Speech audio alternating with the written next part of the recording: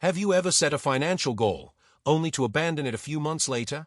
Maybe you wanted to save more money, pay off debt, or invest, but life got in the way. The truth is, most people don't reach their financial goals because they don't have a clear plan. Welcome back to Smart Money, Master Personal Finance and Beginner Investing. In this lesson, we'll break down how to set realistic financial goals and create an actionable plan to achieve them. Imagine taking a road trip without a map or GPS. You might drive for hours, but without a destination, you'll never know if you're going the right way. That's exactly how managing money without financial goals feels.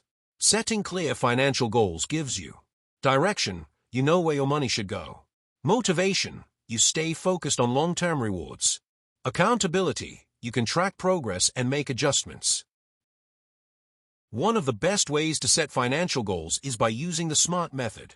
Specific, instead of saying, I want to save money, say I will save $5,000 for an emergency fund. Measurable, track progress by breaking the goal into smaller steps, like saving $100 per week. Achievable, be realistic. Can you cut unnecessary expenses to reach your savings goal? Relevant, does this goal align with your long-term financial plans? Time-bound, set a deadline. For example, I will save $5,000 in 12 months. When you set smart financial goals, you make clear commitments that are easy to follow.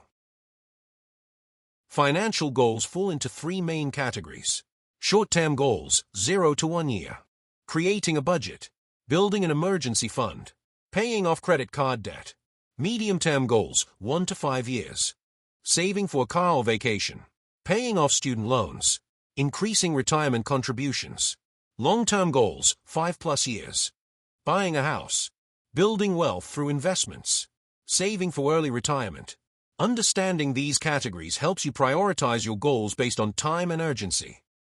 Now, take 1 minute to write down one financial goal using the SMART method. Think about what's most important to you right now. Is it saving for an emergency fund? Paying off debt? Investing for the future? Write it down, and in the next lesson, we'll create a step-by-step plan to achieve it.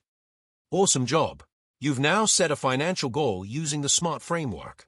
In the next lesson, we'll talk about how to create a financial plan to reach your goals faster.